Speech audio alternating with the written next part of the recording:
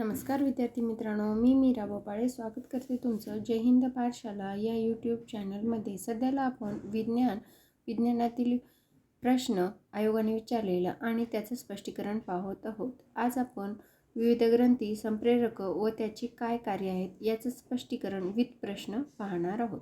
चला तर मग सुरुवात करूया आजच्या व्हिडिओला. डॅश डॅश ही शरीरातील सर्वात मोठी ग्रंथी असून पित्तरस स्त्रावते. आता आपल्याला ही ग्रंथी डोळे झाकून सांगता येते. ती कुठली आहे? यकृत. ही सगळ्यात शरीरातली मोठी ग्रंथी आहे. मग शरीरातलं सगळ्यात मोठं हाड कोणतं आहे ते तुम्ही मला कमेंट बॉक्समध्ये सांगा. यकृत का आहे शरीरातली सगळ्यात मोठी ग्रंथी आहे, जी पित्तस्त्राव व पित्तशयमध्ये असते आणि पित्तस्त्राव स्त्रावत असते. याचं वजन किती असतं? सुमारे 1.6 किलोग्राम. शरीराच्या उजव्या भागात असते. कुपर पेशी असतात व ते शरीरातील विषारी पदार्थ बाहेर काढण्यास मदत करतात. लहान आतड्यामध्ये अन्नाचे चयापचय होण्यासाठी अन्न अल्कलीयुक्त करते पित्तरस.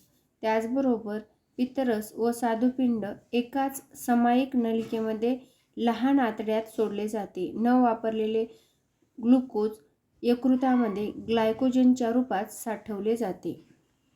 यकृतामध्ये व्हिटॅमिन ए, डी, ई, के एवढ्याचं उत्पादन होत असतं. यकृतात युरिया, त्याचबरोबर युरिक ॲसिड, क्रियाटिन या टाकाऊ पदार्थाची सुद्धा निर्मिती होत असते.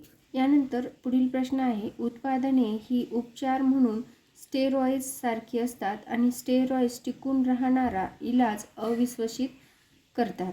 तर या प्रश्नाचं उत्तर आहे पर्याय क्रमांक 1.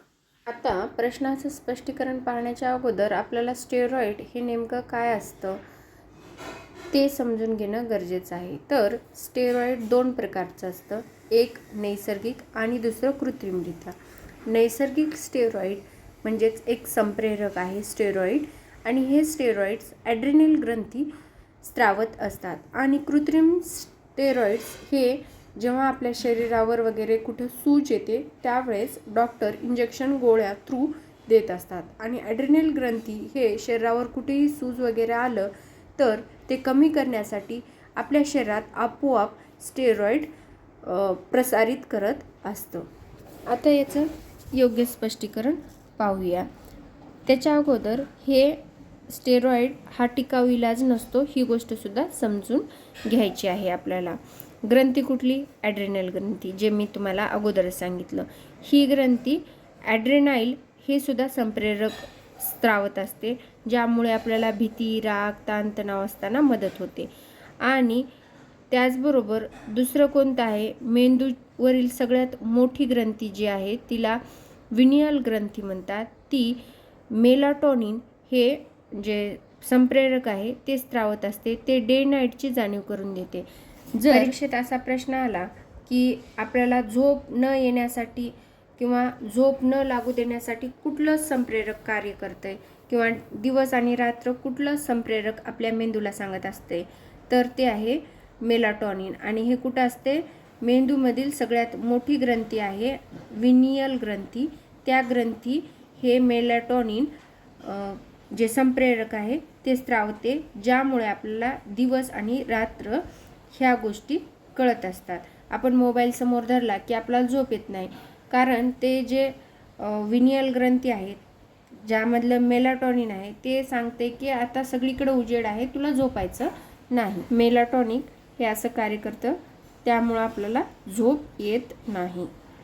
यानंतर पुढील प्रश्न आहे, नैसर्गिक प्रसूतीसाठी लागणारे संप्रेरक कोणते? आता नैसर्गिक प्रसूती म्हणजेच काय? Normal delivery. याच्यासाठी काय लागतं? तर ऑक्सिटोसिन. ऑक्सिटोसिन हे पिट्युटरी ग्लँड्स मध्ये असतं आणि याला मिल्क इंजेक्शन हार्मोन्स सुद्धा म्हटलं जातं. स्त्रियांमध्ये दुसरं पाहायचं झालं तर ॲड्रेनिल. आता या पर्यायामध्ये ॲड्रेनिल येत आहे. ॲड्रेनिल काय करते? याला एमर्जन्सी हार्मोन्स म्हणून ओळखलं जातं. ऑक्सिटोसिन कुठं असतं? पिट्युटरी ग्लँडमध्ये. आणि मेंदूत सर्वात लहान ग्रंथी कोणती असते? तर पिनल ग्लँड. आणि पिट्युटरी ग्लँड ही मास्टर ग्रंथी असते.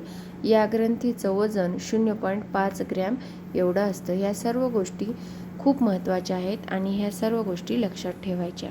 यानंतर पुढील प्रश्न आहे, ग्लायकोजनचे रूपांतर इथिल अल्कोहोलमध्ये करण्यासाठी कोणते संप्रेरक वापरतात? तर ग्लायकोजनचे रूपांतर इथिल अल्कोहोलमध्ये कन्वर्ट करण्यासाठी झायमेज हे संप्रेरक वापरतात आणि त्याची अभिक्रिया ही आपल्याला खाली एकदम सोप्या शब्दात समजून सांगितलेली आहे.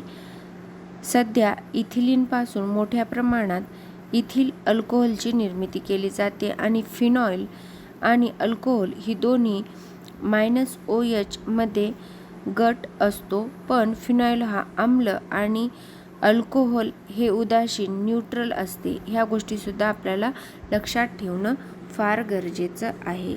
यानंतर पुढील प्रश्न आहे प्रश्न क्रमांक 5.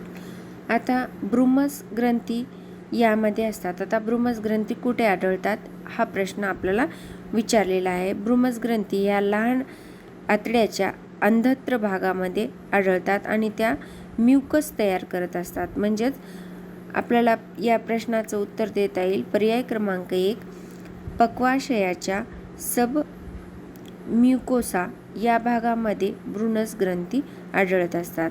आता आपल्याला डोळ्यातील ग्रंथी ज्या असतात ज्याने अश्रू तयार होतात त्यासुद्धा इथे आपल्याला दिल्या जातात. त्याचं नाव आहे लॅक्रिमल ग्रंथी, ज्याने डोळ्यात अश्रू तयार होतात, आणि मिओबिमियन ग्रंथी, ज्याने डोळे ओलसर ठेवण्याचं काम करत असतात. यानंतर पुढील प्रश्न आहे प्रश्न क्रमांक 6.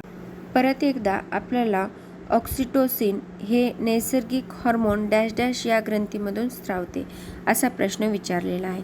तर मी मागच्याच प्रश्नामध्ये तुम्हाला सांगितलं होतं की ऑक्सिटोसिन हे पिट्युटरी ग्लँडमधून स्रावत असते आणि याचं कार्य काय आहे, तर एकतर मिल्क इंजेक्शन हार्मोन आणि दुसरं म्हणजे बाळाला जेव्हा जन्माला घातलं जातं ते नैसर्गिक प्रोसेस होती त्यावेळेस सुद्धा ऑक्सिटोसिन कार्य करत असतं. आणि तिसरी एक महत्त्वाची गोष्ट म्हणजे ऑक्सिटोसिन हे संप्रेरक आपल्या शरीरातील जे अवयव एक्सपांड झालेले आहेत त्याला म्हणजे पूर्व याच्यामध्ये आकारामध्ये आणण्यासाठी सुद्धा कार्य करत असतं. नंतर पुढील प्रश्न आहे, शरीरातील रक्तामध्ये पाण्याचा अंश सामान्यतः आढळणाऱ्या पातळीपेक्षा कमी झाल्यास डॅश डॅश संप्रेरक स्रावला जातो. आता पाण्यातलं जे शरीरातलं रक्त असतं त्याच्यामध्ये जर पाणी कमी झालं तर ऑक्सिप्रेसिन हे जे संप्रेरक आहे ते स्रावत असतं.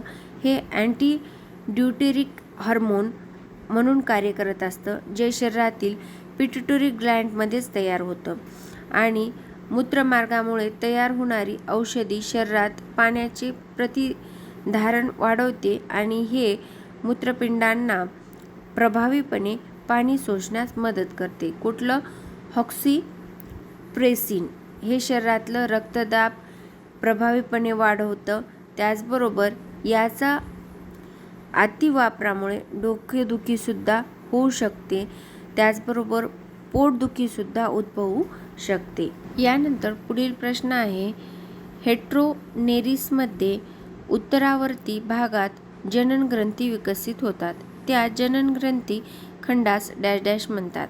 तर हेटेरोनेरिस हा एक प्राणी आहे आणि याच्यामध्ये एपिटोक या भागामध्ये जननग्रंथी तयार होत असतात आणि जननग्रंथीच्या खंडास ते एपिटोक असं म्हणतात. एपिटोक ही एक प्रक्रिया आहे जी पॉलीचेन सागरी वर्मच्या अनेक प्रजातींमध्ये आढळते, ज्यामध्ये लैंगिकदृष्ट्या अपरिपक्व अळी सुधारित किंवा लैंगिकदृष्ट्या परिपक्व अळीमध्ये बदलली जाते.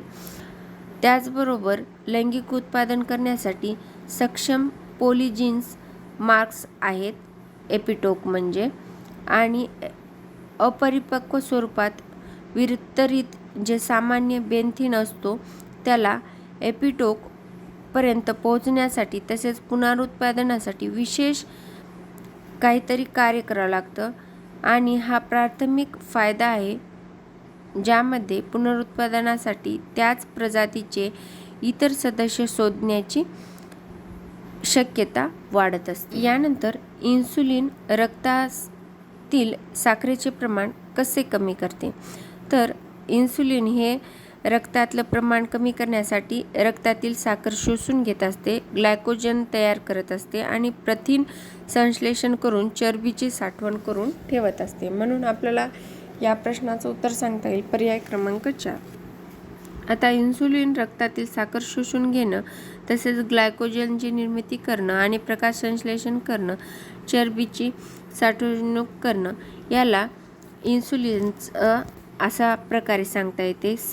C45, H69, O14, N11, S3, H2O हे रासायनिक पद्धतीनं आपल्याला सांगता येईल. तर पेट्रोमायझोनमध्ये डॅशद्वारे अँटीकोॲग्युलंट स्त्रावले जातात. तर हे लाळ ग्रंथी आहेत, ज्यामध्ये पेट्रोमायझोन हे स्त्रावलं जातं. पेट्रोमायझोन हा समपृष्ठरज्जू या संघातील व्हर्टिब्रेटा या उपसंघात चक्रमुखी या प्राणीवर्गातील एका प्राणी आहे, ज्याला पेट्रोमायझोनॉल जबडेविरहित आणि चुशीमुख असते, मृदू त्वचा असते, खवलेविरहित असतात, युग्मित उपांगे नसतात आणि त्याचबरोबर लाळ ग्रंथीमध्ये अँटीकोॲग्युलंट